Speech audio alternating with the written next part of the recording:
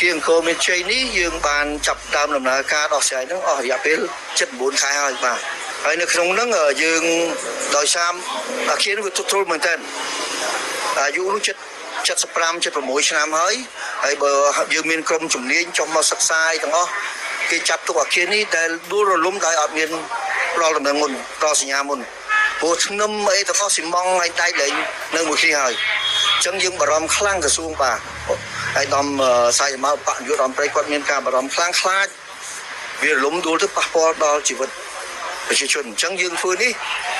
ដោះស្រាយដើម្បីសុវត្ថិភាពប្រជាជនយើងបាទនៅក្នុងដំណើរការនៃការដោះស្រាយហ្នឹងយើងបានដោះមកដល់ថ្ងៃនេះ 94% ហើយបាទនេះថានៅក្នុង65គ្រួសារដែលមានតាំងពីលើដល់ក្រោមយើងដោះអស់61គ្រួសារហើយបាទអញ្ចឹងនៅសល់4គ្រួសារនៅជាន់ក្រោមដែលយើងកំពុងបន្តដោះស្រាយបាទហើយបន្តដោះស្រាយនេះមិនមែនយើងយកគោលការណ៍ណាមួយគឺទីផ្សារបាទទីផ្សារមានក្រុមហ៊ុនទាំងអស់3ដែលយើងយកទី1គឺក្រុមហ៊ុនភ្នំពេញ Real Estate គេធ្វើការបោះពុម្ពផ្សាយនឹងឆ្នាំ2023តម្លៃនៅក្នុងរាជធានីភ្នំពេញតម្លៃអចលនទ្រព្យទី2យើងយកឯកសារមួយដែលក្រសួងសេដ្ឋកិច្ចហិរញ្ញវត្ថុក៏បានឯកភាពដែរគឺតម្លៃមួយទៀតបាទក្រុមហ៊ុន The Grand Property បាទហើយទី3ដោយសារយើងខ្លាចគេអត់ជឿជាក់យើងធ្វើការសិក្សាមួយតែអាគារនឹងតម្រងជួលក្រុមហ៊ុន Asia Pacific អញ្ចឹងរបាយការណ៍ទាំង3ហ្នឹងគឺចូលគ្នាមានតែក្រុមហ៊ុនភ្នំពេញ Real Estate ទេដែលដាក់តម្លៃខ្ពស់ជាងគេនៅខណ្ឌមនោរម្យតែម្ដងបាទសង្កាត់មនោរម្យតែម្ដងគឺតម្លៃ$36,900បាទប៉ុន្តែយើងអត់បានយកតម្លៃនឹងមកដាក់សុទ្ធចឹងទេ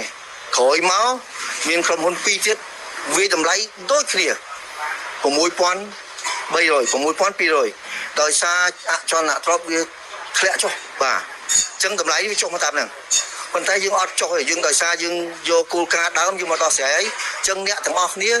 ត្រូវបានប៉ុណ្្នឹងដូចគ្នាអញ្ចឹងមានផ្ទះកណ្ដាលមួយដែលយើងដោះដំបូងគេបំផុតតម្លៃតែ$1,500ទេបាទអាក្រមហ្នឹងណាបាទយើងជូនហើយបាទន័យថាមិនមែន1ការ៉េយើងគិតក្រមហ្នឹង$1,500ណាយកទៅបូក6ជាន់ឡើងលើបាទដូច្នេះតម្លៃវា$7,500 $7,600លើតម្លៃទីផ្សារហ្នឹងវាប្រហែល100ហើយបាទដូច្នេះយើងអត់បានគៀបសង្កត់បងប្អូនទេថាសូមឲ្យគាត់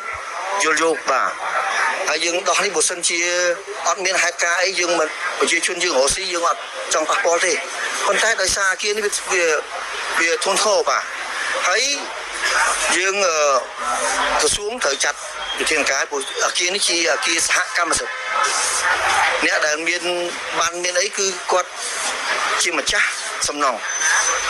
ដីគឺជារបស់រដ្ឋបាទដូច្នេះបានយើងដោះស្រាយហ្នឹងហើយដោះស្រាយតាមតម្លៃទីផ្សារដែលគិតតម្លៃដីពីលើដល់ក្រោម